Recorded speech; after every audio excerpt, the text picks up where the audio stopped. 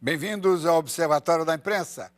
A contagem regressiva para o Desafio Olímpico de 2016 já começou. Um desafio que não apenas das autoridades, mas da sociedade de forma geral. No programa de hoje, vamos debater o papel da imprensa nesta trajetória até os Jogos do Rio. Estão conosco Carlos Villanova, diretor de comunicação dos Jogos de 2016, e os jornalistas Jorge Luiz Rodrigues e Maurício Torres. Você pode participar fazendo sua pergunta por telefone no número que aparece aí na tela ou pelo computador, através de nosso chat no site da TV Brasil. Antes, vamos ver o que foi notícia na mídia nesta semana.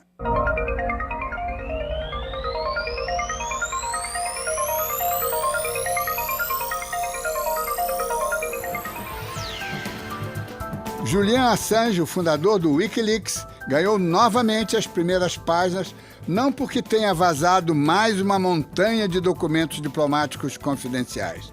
Desta vez, os holofotes da mídia o pegaram pela estúpida ameaça do governo inglês de violar o asilo político oferecido pela Embaixada do Equador em Londres, onde se abrigou por receio de ser deportado para a Suécia, onde é acusado de crimes sexuais. Assange tornou-se herói novamente, mas desta vez está sozinho. Seus parceiros no Wikileaks o abandonaram, incomodados com seu vedetismo. E os 5 grandes veículos internacionais que publicaram seus vazamentos com enorme destaque perceberam que massas de informações confidenciais, fora de qualquer contexto, valem pouco. Tudo indica que o juiz espanhol Baltasar Garzón, que assessora Assange, consiga convencê-lo a enfrentar os tribunais da Suécia, onde tem uma legião de defensores e defensoras. A grande imprensa brasileira quebrou o gelo e, enfim, resolveu discutir a imprensa. A autoanálise começou ontem e acabou hoje, mas quem vai aproveitá-la serão os participantes do 9º Congresso Brasileiro de Jornais, organizado pela Associação Nacional de Jornais, ANJ. Os leitores estão recebendo pequenas amostras do que foi apresentado em plenário, mas o que chamou a atenção foi a ausência de uma pauta brasileira num Congresso brasileiro. O país precisa de mais jornais, sobretudo pequenos e médios. É isto que cria uma democracia sustentável. A NJ não gostaria de ter mais associados?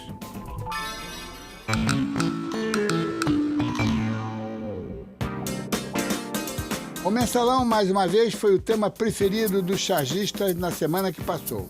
A alegação dos advogados de que seus clientes estavam fazendo apenas caixa 2 não escapou da gozação de muitos caricaturistas. Há quem desconfie que, além de garantir a inocência dos réus, alguns defensores podem proclamar algo mais. A bandeira olímpica já está aqui. De agora até agosto de 2016, o problema é nosso, exclusivamente nosso. Não fomos escolhidos à revelia. Sonhávamos com a Olimpíada, lutamos arduamente por ela, deliramos quando o Comitê Olímpico preteriu Chicago, Tóquio, Madrid e colocou o Rio de Janeiro neste pódio que tem algo também de banco dos réus. Não seremos julgados pelas façanhas de nossos atletas, mas pela competência de nossas autoridades. Competência técnica, competência moral. Já se passaram 3 anos, ainda temos 4 pela frente, e pergunta-se, chegaremos lá? Esta não é uma questão existencial, é uma espécie de cobrança. O brasileiro é um torcedor nato, vibra com o que se passa no gramado, nas quadras, nas pistas, nas piscinas, mas não é um participante, cooperante ou militante. Não se sente responsável, prefere condenar a irresponsabilidades do outro. O sucesso da Olimpíada Londrina não se resume ao espetacular salto no número de medalhas. O que chamou a atenção dos jornalistas brasileiros foi a intensa participação cívica e comunitária dos londrinos em todas as fases da preparação. Torceram nas competições e vestiram a camisa da cidade anos antes, enquanto eram tomadas decisões importantes, sempre respaldadas pela população. Adoramos discutir a arbitragem, o trabalho dos preparadores e até o penteado dos atletas. Mas numa sociedade hierarquizada como a nossa, conviria estimular os torcedores a se converterem em cooperantes, agentes ativos, convictos e não apenas espectadores passivos manipulados pelos resultados. A experiência olímpica deve servir para melhorar a nossa autoestima, mas principalmente refazer o nosso modelo de convivência e de participação.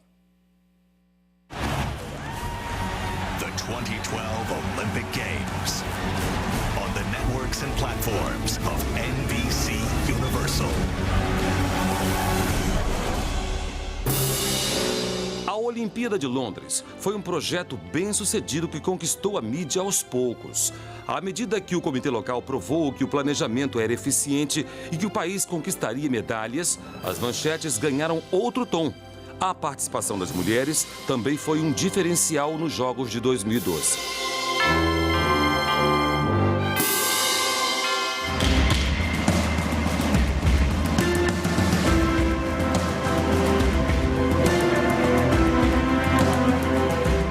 Esta foi a primeira Olimpíada transmitida ao vivo em 3D.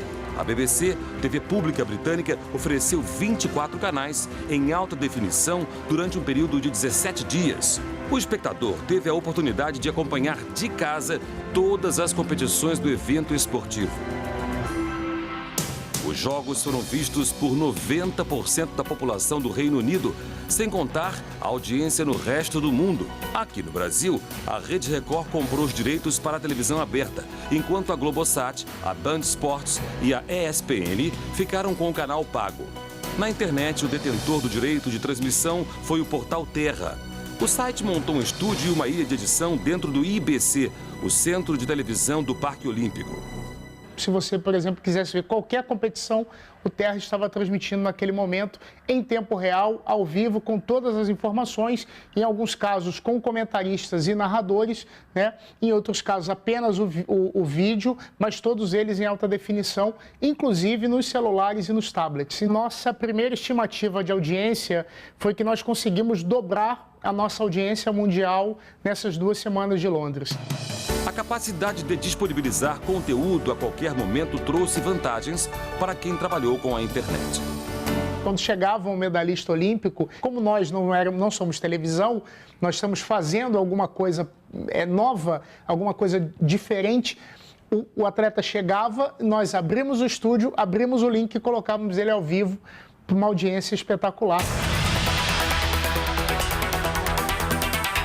Bom, nós estamos há quatro anos dos Jogos do Rio e a imprensa, com certeza, novamente vai ter um papel fundamental.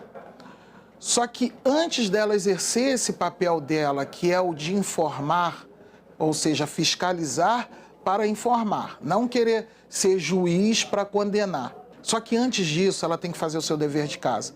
Infelizmente, eu falo isso com uma certa tristeza, existem poucos jornalistas hoje em condições de cobrir a organização de uma Copa do Mundo e de uma Olimpíada. Estão conosco esta noite Carlos Villanova, diretor de comunicação dos Jogos de 2016, Jorge Luiz Rodrigues, editor assistente de esportes do jornal O Globo, e o apresentador da Rede Record, Maurício Torres. Vou começar aqui com a autoridade, o diplomata Carlos Villanova, diretor de comunicação, inclusive porque nós encerramos essa pequena reportagem com uma afirmação um pouco veemente, peremptória e perigosa do Castelar, dizendo que nós não estamos preparados, não temos jornalistas preparados para cobrir esse evento Você que está comandando, vai comandar o espetáculo da comunicação, como é que você vê isso? Diniz, é um prazer estar aqui hoje com vocês. De fato, nós temos muitos jornalistas que têm bastante experiência na cobertura de Jogos Olímpicos, de Copas do Mundo, grandes eventos como esse. Mas o que nós não temos, por um motivo óbvio, já vai seguir, é um jornalista que esteja acostumado a cobrir a preparação para os Jogos. Simplesmente porque nós nunca tivemos na América do Sul um evento como esse. É a primeira vez que os Jogos Olímpicos se realizarão na América do Sul. Então, a cobertura de todo o processo de preparação até que se chegue nos Jogos é algo que nós conhecemos, que a nossa imprensa não está acostumada a ver. A nossa imprensa está acostumada a cobrir o evento em si. E é preciso que nós nos preparemos para isso. Jorge Luiz Rodrigues, você teve o privilégio, eu diria, de estar em Londres 124 dias, não é? Quer dizer, você acrescentou a sua experiência de 6 edições de Copa do Mundo, 6 Jogos Olímpicos e tal, você acrescentou essa vivência fundamental, é de ver o processo já florescer, não é?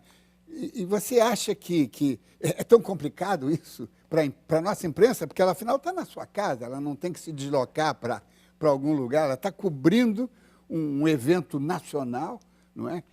Que é comemorado com a participação de toda a sociedade. Você acha que vai ser um desafio muito complicado? É um desafio. Jogar em casa, Diniz e telespectadores, uma boa noite, prazer estar aqui. Jogar em casa não é fácil e nós temos que vencer esse jogo em casa, né? É um jogo que eu diria a você que é um complicador, como você teve a felicidade de mostrar e expressar isso no teu editorial. O brasileiro tem uma oportunidade ímpar, e eu diria o carioca em especial, que os Jogos Olímpicos são no Rio de Janeiro. É uma missão incrível, e vendo o que aconteceu em Londres. Londres, uma cidade que tem 13 linhas de metrô, 6 linhas de metrô de superfície, trens urbanos que não deixam ninguém a pé, e um Javelin, que era um trem de alta velocidade que percorria 16 quilômetros em 7 minutos. É uma lança, né? O dardo, né? É o dardo. É o dardo. Por isso que eu... Lançamento de dardo. E o que acontece? Esse sistema de transportes incrível que proporcionou uma Olimpíada incrível. E o que me chama a atenção um pouco com preocupação é que grande parte dos nossos enviados políticos a Londres sequer andou no Javelin. Andou nos carros oficiais, na Olympic Lane, exclusiva para os diretores, né?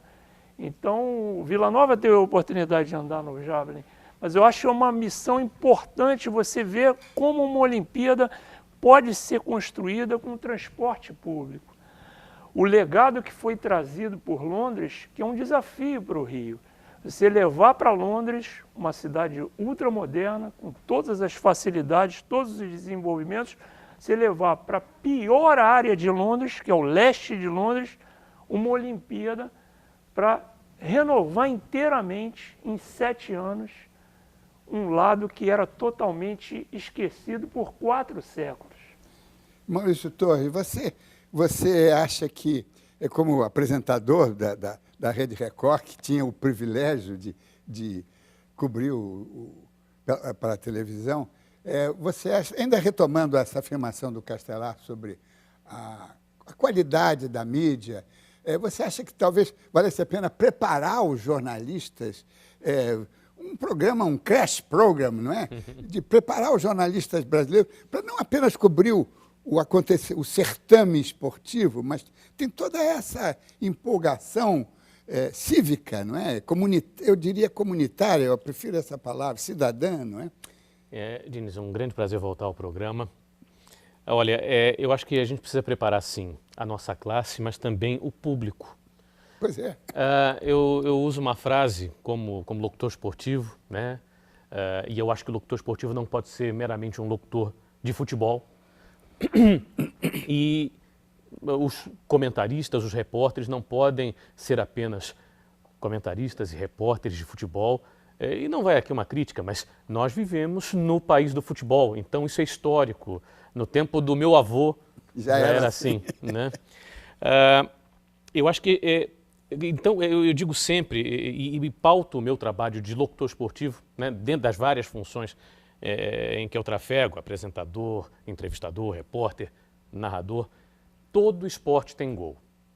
E cabe ao locutor esportivo, pelo menos eu vejo assim a minha missão, em identificar para o espectador em casa que jamais viu na vida uma prova de pentátulo moderno, para citar um dos últimos, se não o último episódio envolvendo brasileiros na Olimpíada. A Iane começou a crescer na competição. Para nós, que, modéstia à parte, acompanhamos isso já há um bom tempo, não foi muita surpresa o bom resultado dela. Mas para a maioria, inclusive dos colegas, surgiu aquele ponto de exclamação. Surpresa. Nossa, Do último dia. A Iane Marques tem chance de medalha. Lógico que tem chance até de ouro. Então, cabe ao locutor esportivo, ao comentarista, ao repórter, explicar ao pessoal em casa onde é que fica o gol do pentátulo moderno.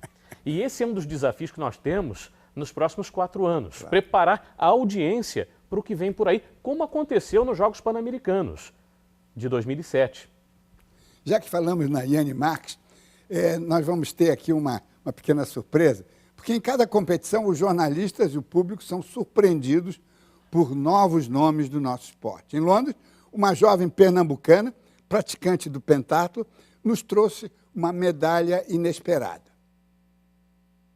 Uma das estrelas da nossa delegação foi a pentatleta Iane Marques, de Afogados da Ingazeira, do sertão de Pernambuco.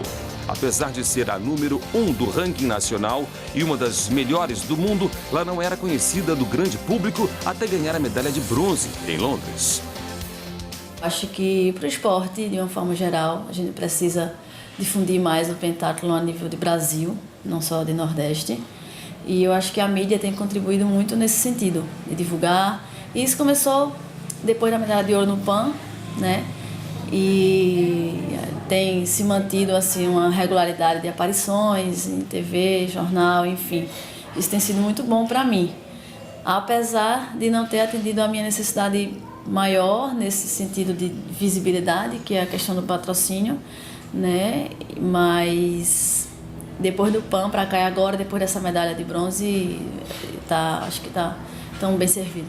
Eu não sei discriminar, assim, fazer isso, fazer aquilo, mas acho que projetos de iniciação, apoio financeiro para as federações desenvolverem esses projetos, alguma coisa que venha a incentivar os educadores físicos a terem interesse em trabalhar nessa área do desporto.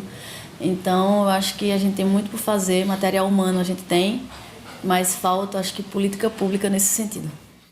Carlos Villanova, você acha que está no âmbito da sua gerência, né, da sua diretoria, também começar a observar esses valores que estão pintando para criar em torno deles uma certa mística, não é?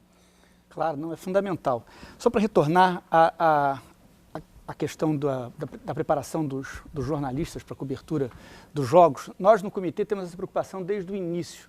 Já há mais de um ano, nós temos um evento que se chama Café da Manhã com repórteres olímpicos, para o qual nós convidamos jornalistas dos vários veículos nacionais e diretores do Rio 2016 para que possam apresentar a esses jornalistas os temas de que tratam no comitê. Então, gente de transporte, por exemplo, que o Jorge Luiz estava mencionando agora. Nós tivemos em Londres agora 152 observadores do comitê vendo as mais diversas áreas, e tinha naturalmente um grupo de transporte. Agora nós vamos retomar esses cafés da manhã e naturalmente esses caras, o nosso diretor de transporte, o nosso diretor de esporte, das mais diversas áreas, vão voltar a dialogar com os jornalistas, esses correspondentes que nós estamos tentando formar, não é uma boa, que sou um pouco paternalista, mas nós estamos tentando ajudar a entender o projeto que nós também estamos aprendendo a montar. Vamos mostrar a esses caras o que nós vimos em Londres, trazer para cá para que nós possamos amadurecer essa ideia,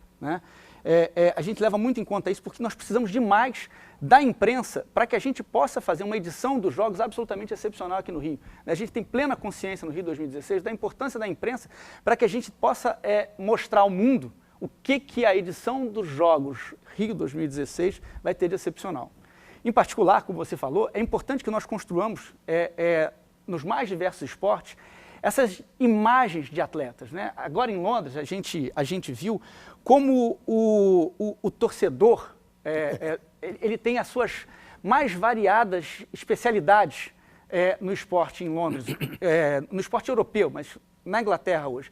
Aqui no Brasil, a gente ainda fica um pouco apegado aos nossos esportes coletivos e é preciso que nós desenvolvamos essa cultura de torcer, de vibrar com esportes como o pentatlo e tantos outros, né? Quer dizer, uma infinidade. Que é o mais, talvez, o esporte mais tradicional, é o clássico, né? Na Grã-Bretanha, o esporte coletivo não é popular.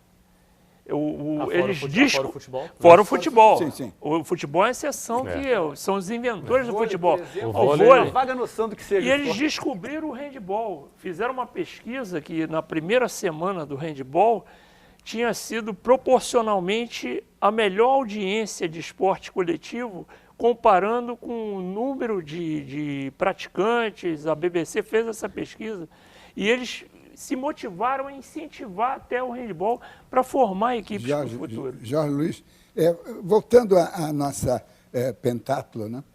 Que ela é militar, não é? Ela é em geral, o esporte, esse tipo de esporte, essa modalidade... Em geral, o pentatlo moderno é disputado por militares, né? Mas você falou aqui baixinho, enquanto exibimos a reportagem dela, que o Globo deu uma farta cobertura, antes, quando ela não era famosa. Exatamente. Né? O Cláudio Nogueira, que é o repórter que esteve com a gente em Londres, cobrindo as Olimpíadas, a segunda Olimpíada dele, era o repórter que mais cobria o pentatlo. A gente até brincava, tinha sempre uma história sobre a Iane Marques. Era o setorista do pentatlo. E ele sempre foi uma aposta pessoal dele. Eu acho que uma coisa incrível você descobrir um atleta.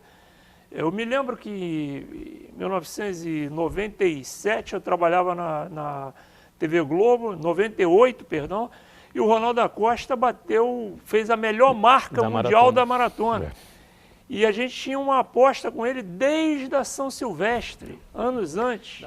Então, era uma coisa você acompanhar o atleta e descobrir aquilo. Então, aí nós tivemos até a felicidade, e eu acho isso um motivo de orgulho, que todas as medalhas que o Brasil conquistou, tinha sempre um repórter e um fotógrafo do Globo lá. Então, eu acho importante você acompanhar o desenvolvimento do atleta naquele período, naquele ciclo olímpico, para você ter certeza onde você vai apostar e onde podem acontecer algumas surpresas. Na Record também nós demos destaque a Iane desde os Jogos Pan-Americanos de Guadalajara, que cobrimos também com exclusividade. Começou a ascensão lá, né? Onde ela foi prata. Agora, só uma perguntinha. Como é que nós vamos conseguir, a propósito, inclusive, desse axioma lançado pelo Carlos Villanova, de que nós temos que mudar um pouco a nossa ótica e ir mais para os esportes individuais, esquecer um pouco... Como é que a gente valorizar também, não é esquecer um pouco, valorizar também. Claro, ninguém vai esquecer o futebol. Não, nem o vôlei. De jeito nenhum. Ou o basquete. Mas como é que a gente vai fazer esse clique, essa viradinha? Porque isso é um processo que demanda a educação do público. Sem dúvida, né? E como é que, por exemplo, você com esses anos de experiência, como é que você acha que vai dar o clique? Eu acho que vai vir de fora para dentro. Tivemos essa medalha inédita da ginástica e logo uma medalha de ouro do Arthur Zanetti. Excelentes resultados, a melhor campanha do boxe. E a gente percebe, ainda que não seja algo de forma muito declarada oficialmente, há uma preocupação do Comitê Olímpico Brasileiro em valorizar modalidades individuais, aquelas modalidades que premiam muito, que é um dos segredos do grande desempenho histórico da China, de Cuba, e do Reino Unido. Do Reino Unido, as provas individuais que distribuem muita medalha, tais como ginástica artística, boxe, as lutas. O ciclismo agora? O ciclismo. Na Grã-Bretanha. Então, isso acontecerá naturalmente de fora para dentro. No nosso caso, eu falei aqui há pouco sobre o meu caso individual, mas a Record teve um cuidado muito grande na hora de preparar toda a equipe. Alguns profissionais, por exemplo, jamais tinham ido a uma competição multiesportiva. Outros, como eu, já estavam indo a veterano. Nona, apesar da pouca idade, a nona competição multiesportiva. Então, fizemos na Record workshops com os nossos comentaristas e, olha, eu não me lembro de ter visto um time de comentaristas tão bem montado, com gente do gabarito, do Oscar, da Paula, da Virna, do Maurício, do Rogério Sampaio, da Luísa Parente, do Xuxa, do Robson Caetano.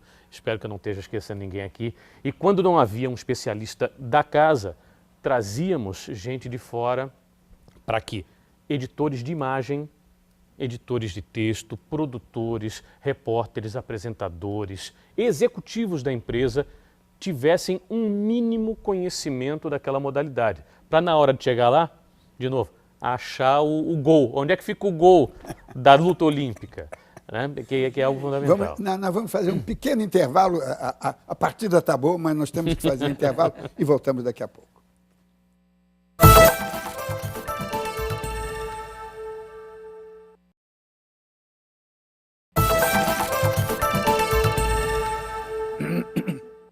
O Observatório da Imprensa está de volta. Nosso debate dessa noite sobre os desafios dos Jogos Olímpicos no Brasil. Vamos abrir esse bloco falando sobre os problemas estruturais que devem ser superados. O Rio de Janeiro, que vai receber em 2016 o maior evento esportivo do planeta, já se prepara para o grande desafio. As áreas de turismo, segurança e transporte são fundamentais para a organização dos Jogos. As obras de extensão do metrô e dos ônibus expressos estão em andamento e já mudam a paisagem da cidade, mas ainda há setores que preocupam. Duas áreas despertam preocupação antecipada: segurança e transporte. Por segurança eu não me refiro a crimes comuns no Rio, assaltos, bala perdida. Isso a polícia e as forças armadas aprenderam a controlar durante grandes eventos na cidade. Como a gente viu ainda durante a conferência Rio+20, até os bandidos têm o bom senso ou a malandragem de suspender a atividade nesse período de repressão interna. Eles deixam para depois. A segurança de que eu falo tem a ver com terrorismo internacional, que visa eventos dessa magnitude. E o Brasil não tem experiência nessa área. Exige infiltração, espionagem, banco de dados, conhecimento especializado, inteligência. É provável até que o país busque ajuda no exterior. A preparação para a Olimpíada do Rio, eu acho que é um grande desafio para o país. É algo que inédito, nunca foi feito. E acontece logo depois de um primeiro grande desafio, que é a Copa do Mundo. A Olimpíada é um desafio completamente diferente, são mais de quase 40 esportes, um sem número de modalidades, 10 mil atletas, muita mídia, tudo concentrado no Rio de Janeiro, que é uma cidade com diversos problemas estruturais atuais. Claro que existe toda uma vontade, eu acho que isso já ajuda bastante, uma vontade de governo fazer com que a coisa funcione. Mas só vontade não adianta, você tem que ser competente, muito competente para a coisa dar certo. A outra área de preocupação para a Olimpíada do Rio é transporte, que ainda é muito dependente de carros e de ônibus. O metrô Carioca, de 2 linhas, vai receber só uma extensão até a Barra da Tijuca, onde vai ficar o Centro Olímpico. E ainda assim, longe do local, exigindo pegar depois um ônibus para poder chegar ao destino. Londres tem mais de 250 estações de metrô, uma rede extensa pela cidade inteira. O metrô foi criado, na verdade, antes da invenção do automóvel, em 1863, tem 15 linhas, 2 delas com saída direta, quase dentro do Parque Olímpico, que é servida ainda por uma linha dedicada de trem de superfície, que fazia a ligação com a cidade, com o centro, em 6 minutos. Nisso tudo aí o Rio está fraco, precisa tomar providência, e a solução proposta no Rio é de linhas de ônibus, linhas dedicadas, linhas extras. Pode ser que resolva, pode ser que não resolva, mas certamente é uma área de preocupação. A Prefeitura de Londres fez uma campanha muito grande ao longo do tempo, desde o início do ano, dizendo: se você passa por zonas onde vão estar os Jogos Olímpicos, desvie, procure um caminho alternativo. E as pessoas, apesar de reclamarem, apesar de torcerem um pouco o nariz para os Jogos Olímpicos, as pessoas usaram essas vias alternativas e, tirando uma ou outra situação, acho que a coisa do transporte funcionou bastante bem em Londres. As instalações olímpicas se concentram principalmente na Barra da Tijuca, onde vão ficar a Vila e o Parque Olímpicos. Deodoro vai abrigar o hipismo e o hóquei. Também serão utilizados o Maracanã e o Engenhão. Em Copacabana, várias modalidades vão movimentar a famosa Praia da Zona Sul. A região do Porto vai receber as instalações da Vila de Mídia, dos árbitros e da imprensa não credenciada. Todas as delegações vão necessitar de transporte eficiente durante as competições. A imprensa, a estrutura para a imprensa geralmente tem duas preocupações. É chegar até os locais de competição e, chegando a esses locais, a estrutura de trabalho. Em todas as instalações tinham salas de imprensa equipadas com uma internet veloz, muito veloz, algo que vai ser realmente para o Rio um grande desafio, que é essa questão de internet. E, além da sala de imprensa, o que é comum dentro das arenas, você tinha a tribuna onde os jornalistas ficavam, que era completamente servidas com tomadas, com acesso à internet, com uma tela de televisão. Falando como um carioca transplantado para Londres há muitos anos, dedos cruzados para dar certo e um otimismo cauteloso, porque o desafio é muito grande. Carlos Villanova, retomando aquele tema da participação cidadã, e aí voltado para as questões estruturais, quer dizer, o trabalho vai depender muito das autoridades da prefeitura, não é? Ou do Estado, né? Porque, na medida em que a população começa a sentir que as coisas estão começando a aparecer, o metrô lá de São Conrado, que eu estou torcendo por ele, o da Barra, então as coisas começam... E aí começa a haver a empolgação, não é? Agora, o trabalho vai ser realmente de fazer dessa cidade, que é muito individualista, não é? O Rio de Janeiro é muito individualista, transformar o cidadão num militante, não é? Botar uma faixa aqui e começar o voluntário, fazer trabalho voluntário, né? Essa para vocês um grande desafio. É verdade. Eu estava pensando ainda há pouco a respeito do seu comentário do início, falando da capacidade do brasileiro de torcer, mas da dificuldade que ele tem de se engajar. Para nossa surpresa, pesquisas que nós conduzimos, já desde o início do comitê, tem nos mostrado que, ao contrário do que se podia imaginar, o carioca, o brasileiro em geral, o carioca em particular, ele quer muito participar dos jogos, ele quer se engajar, ele quer fazer parte. Há um interesse natural, sobretudo entre os mais jovens, de saber do que se trata, como fazer e como será e como fazer para participar, para ser parte desse grande projeto que é os Jogos Rio 2016.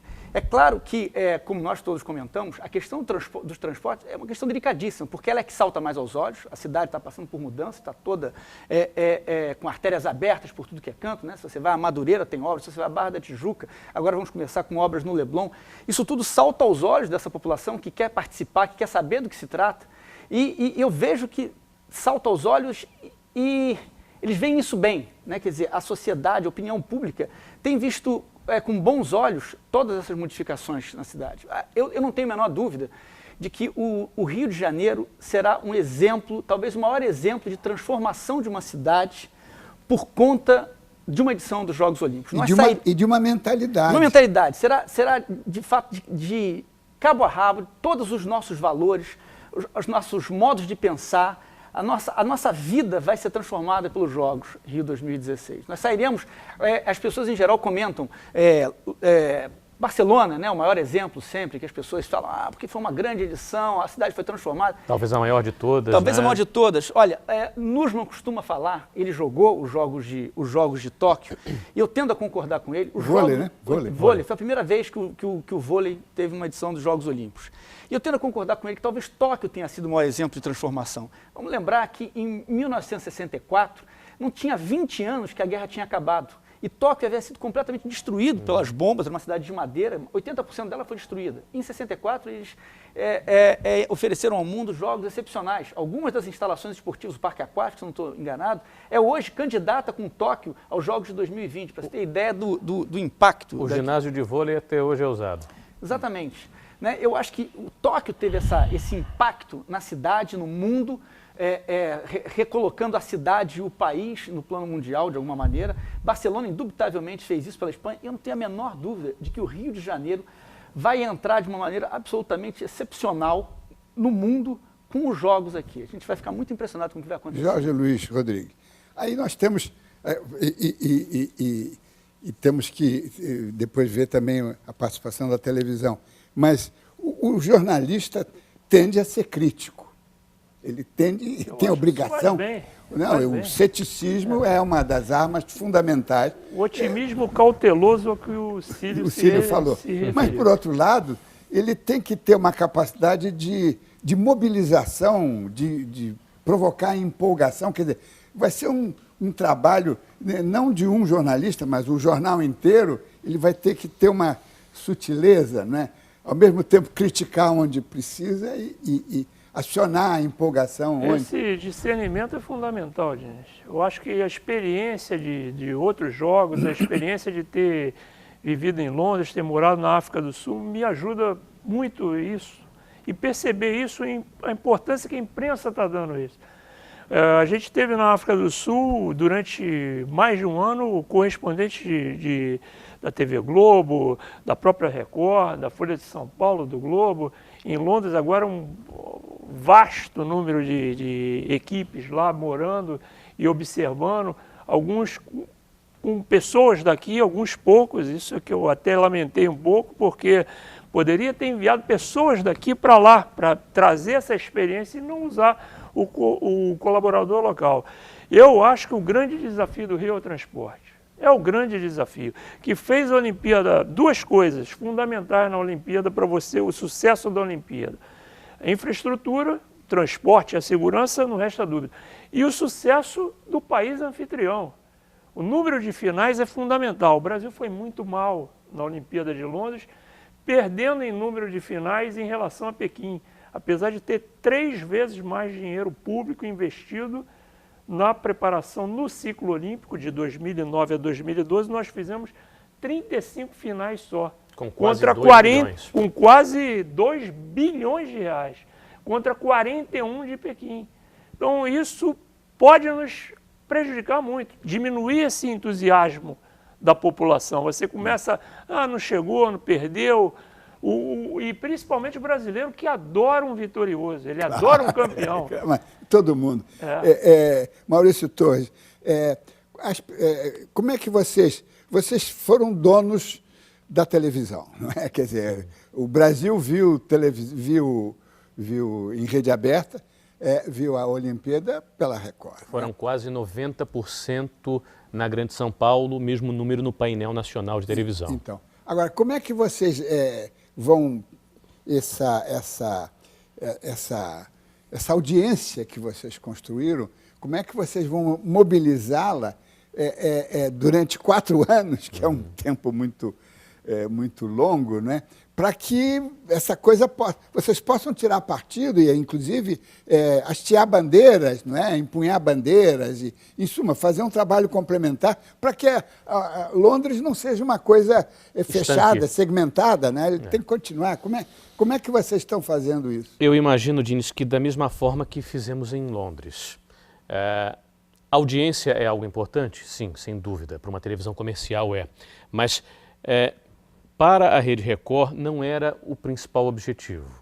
O principal objetivo era o fomento ao esporte olímpico, o fomento do esporte olímpico, ao ponto de termos o dístico de a emissora oficial do esporte olímpico do Brasil, e assim será nesse próximo ciclo, com transmissão das Olimpíadas de Inverno em 2014 em Sochi, com a transmissão exclusiva, mais uma vez, dos Jogos Pan-Americanos de Toronto, que tem tudo para ser o maior PAN de todos os tempos e que serão os Jogos Pan-Americanos que vão anteceder a grande festa na nossa casa. Um ano antes, menos até do que um ano. Então, são eventos que ajudam a sustentar e, para usar uma surradíssima figura de imagem, manter essa chama acesa. Mas acho que é preciso, sim, o equilíbrio e o olhar crítico. Afinal de contas, televisão é televisão, mas televisão também é informação, é jornalismo. E não podemos fugir disso. Transporte é algo... Eu estou vendo aqui o Cílio, ex-colega de TV Globo, falar, e acho que o Cílio não foi apresentado a duas entidades do nosso transporte do Rio, do caótico transporte do Rio, que são terríveis. Ele não foi apresentado às vans e aos táxis, que ajudam a transformar esse caos praticamente num inferno. Nós vamos fazer um rápido intervalo e voltamos já.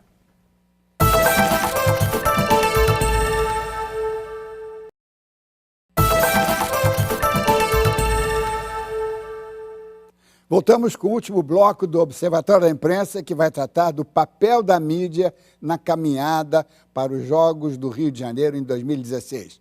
E uma de suas tarefas é ficar de olho na preparação dos atletas brasileiros.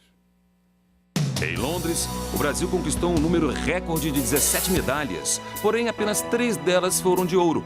A meta do Comitê Olímpico Brasileiro é conseguir colocar o país entre os 10 primeiros colocados em 2016. Para isto, o governo quer distribuir incentivos diretamente aos atletas. O Brasil, a posição que você olha para o quadro de medalhas, você se surpreende, até porque o investimento feito pelo time Brasil, né, pelo COB, foi um investimento alto. Proporcionaram as melhores condições de treinamento e de instalações para os atletas ficarem em Londres, e foi um desempenho que não foi condizente com o investimento feito. Enquanto Londres, a Inglaterra, enfim, possui 7 centros olímpicos de treinamento, o Brasil não possui nenhum. Nem a própria cidade do Rio de Janeiro, que vai ser a sede dos Jogos, possui um centro olímpico de treinamento. Então, não adianta nada você ter os atletas, você revelar esses atletas, se você não tem para onde levar. O programa esportivo da Grã-Bretanha, ele é de há muito tempo, entendeu? Desde 96 eles estão num programa muito sólido de investimento e de premiação, de política esportiva, de fato, tal. Evidentemente que a gente vai jogar em casa, mas isso não é futebol, é Olimpíada. É muito mais difícil aproveitar esse fator casa. Ele pode se virar contra até. Carlos Villanova, vamos recorrer de novo ao Michel Castelar, da Lance, que ele faz umas afirmações muito categóricas, né? Ele fala que o Brasil não tem um centro de treinamento aqui no Rio. Como é que a gente vai se virar com isso? É verdade. Você sabe que a gente comentava ainda há pouco sobre o legado que será o transporte, que talvez o maior legado dos Jogos de 2016 será o transporte. O maior concorrente como legado provavelmente vai ser o Centro Olímpico de Treinamento, que virá do Parque Olímpico. O Parque Olímpico, no modo legado, o Parque Olímpico, que fica lá na Barra da Tijuca, ele no modo legado, ele será transformado no Centro Olímpico de Treinamento. É o primeiro Centro Olímpico de Treinamento, não do Brasil, mas da América do Sul. Nenhum outro país da América do Sul tem um Centro Olímpico de Treinamento, como o Michel mencionou. Se nós formos a Austrália, a Alemanha, a China, se eu não me engano, a China, Pequim, quando realizou os Jogos em 2008, possuía 22 centros olímpicos de treinamento. Apenas. E centros menores eram cerca de 200 pelo país inteiro. O Brasil tem centros de treinamento, como o de vôlei em Saquarema e outros vários espalhados pelo país, mas um centro que agregue diversos esportes, que permita medicina esportiva, psicologia, tudo isso junto, o primeiro será o Centro Olímpico de Treinamento, que vai aparecer em 2016, ou melhor, 2017, digamos assim. Claro. Né? É de fato um dificultador para que se possa ter a preparação de qualidade para os atletas. É inequívoco isso. Jorge Luiz, como é que a gente vai cobrir esses preparatórios, esses preparativos, já que está tudo tão espalhado assim? É um desafio e eu diria a você que o maior desafio e que a gente tem que começar a se preocupar também é o evento teste. A partir de 2015 até 2016 você tem que ter essas instalações prontas para testá-las. E os atletas conhecerem... Alguns em 2014, como por exemplo o campo de golfe, nós já em 2014 teríamos ele pronto para assentamento. Mas você tem um evento teste que você é obrigado a fazer a partir de 2015, um calendário de eventos teste para você testar as instalações, o voluntariado, os sistemas de comunicação, o transporte, a chegada da mídia, as facilidades para os atletas. Então, você tem que concentrar e observar isso. E nós estamos espalhados. Como disse o Michel, a Grã-Bretanha veio de uma Olimpíada muito ruim, no final da década de 90 e também a parcela com Sydney, para uma transformação do seu modelo a partir da loteria, do dinheiro da loteria. A Grã-Bretanha teve 288 milhões de libras das loterias para o ciclo olímpico. Você somando tudo que o dinheiro público teve em patrocínios de estatais, essa coisa, o Brasil teve um dinheiro relativamente maior e não conseguiu usufruir disso. Maurício, Deus é brasileiro, né? Isso a gente dizem, né? E essa coincidência de eventos, essa sucessão de eventos que nós vamos ter, eu acho que favorecem, não é? A gente vai sendo testado, né? Vamos ter Copa do Mundo, vamos ter a Copa das Confederações, não é? Vai ter um treinamento de organização e de cobertura também, né? Então, Diniz, eu sou um pouco cético, viu? Então Deus não é tão brasileiro. Depois ele diz, hein? Eu sou bem cético. E acho que a discussão deveria passar, e infelizmente acho que vamos perder essa oportunidade de incrementar a discussão sobre o esporte de alto rendimento e o esporte de base. Porque e aí é uma visão muito particular, eu acho que o sucesso no esporte de alto rendimento vem do sucesso do esporte de base. Começando na escola primária, na escola pública. Nós vivemos num país em que o esporte em nível de ensino secundário e terciário inexiste, diferentemente, por exemplo, do modelo americano. Não tem política nacional de esporte. Não tem nenhuma política. A menina do pentatlo, ela reclamou políticas públicas, né? Quer dizer, ela tinha que maneirar, porque afinal ela é do exército, aí né? nós vivemos desse despejo de bilhões de reais ao longo de 4 anos. Estamos pensando... Olha, mas no esporte de base, puxando a brasa para o lado do COB, nós temos as excelentes Olimpíadas Escolares que o COB realiza, que é uma coisa excepcional. Mas nós sabemos que é pouco. Sabemos que é pouco. A escola pública, a escola secundária, o esporte universitário inexiste nesse país. Mas olha só, 10% da Lei Piva vão para o esporte escolar e 5% para o esporte universitário. Passou mais de 8, 9 anos o dinheiro do esporte universitário congelado lá, sem ter uma prerrogativa de uso. E nós sabemos... Mais de 50% dos atletas que nós levamos para os Jogos da Juventude de Singapura vieram desses meninos que fizeram Olimpíadas Escolares. Quer dizer, essa gente está lá. Perfeito, mas nós poderíamos fazer mais, porque da quantidade vem a qualidade, e eu sou inconformado com a situação, com essa separação, esse divórcio entre educação e esporte no nosso país. Claro. Porque esporte, mais do que tudo, é formar cidadãos.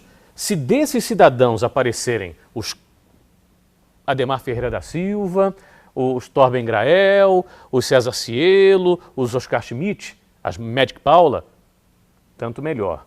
Mas, a meu ver, esse volume imenso de dinheiro, e teremos, infelizmente, porque essa é uma das prerrogativas e uma das obrigações do país anfitrião. Teremos de ter representação, obrigatoriamente, em todas as modalidades. Então, também fica um sentimento de vários maracanaços. Mas não fomos tão bem na luta olímpica. Ora, a luta olímpica é praticada por... mas não fomos tão bem, sei lá, No tiro com arco. Tem um ponto importante que eu gostaria até de colocar, uma coisa importante, o tiro esportivo. Ele dá 45 medalhas. 45 medalhas olímpicas. Está tramitando no Congresso um projeto de lei que proíbe o menor de idade de praticar tiro esportivo em clube de tiro esportivo. Se essa regra existisse nos Estados Unidos, nós não teríamos um bicampeão olímpico de 23 anos, que foi campeão mundial aos 16. Então, veja o absurdo. A gente quer transformar o Brasil num país de esportes coletivos e esportes individuais, massificar, e você tem uma lei, um projeto de lei que proíbe o menor de idade de praticar o tiro esportivo. Temos 1 minuto e meio e eu queria uma palavra final de cada um de vocês, rapidíssimas, para deixar para o telespectador a sensação de que nós já começamos a corrida para 2016. Né? Carlos Villanova. Nós viemos aqui para conversar sobre a participação da imprensa nos Jogos Rio 2016. É fundamental que nós tomemos conta do desempenho dos atletas, eu acho isso indispensável. Mas muito mais fundamental ainda é que a imprensa se assenhore do projeto dos Jogos Olímpicos. Eu gostaria de convidar a imprensa a tomar conta dos Jogos. É importante que a imprensa cubra o que está sendo feito, como é que nós estamos preparando, o andamento das obras, o andamento do projeto. É um projeto muito complexo e nós precisamos demais dessa parceria. A imprensa é fundamental para o sucesso dos Jogos. Jorge Luiz. Fundamental, eu diria você, que ouvir a experiência da imprensa até para cobrir e que não seja a imprensa do oba-oba. Essa coisa importante que Londres nós vivenciamos, de fiscalizar, de criticar, e o momento que está funcionando, você parte para os jogos e vai festejar os seus campeões, agora sempre tendo o senso crítico. Maurício. E mais do que tudo, Diniz, pensar que 2016 está aí, que tenhamos, lógico, um grande desempenho, mas que não pare por aí, porque um ciclo olímpico apenas não é suficiente para transformar o nosso país numa nação multiesportiva, uma nação olímpica. Temos que pensar em 2020, 2024, 2028. Chegamos ao final do programa. Quero agradecer a presença do Carlos Villanova, diretor de comunicação dos Jogos de 2016, e dos jornalistas colegas Jorge Luiz Rodrigues e Maurício Torres. Nosso programa termina aqui, mas continua 24 horas por dia na internet, em nosso site ou nas redes sociais. E lembre-se, assistindo ao Observatório da Imprensa pela televisão, pelo rádio e pela internet, você nunca mais vai ler jornal do mesmo jeito. Boa noite.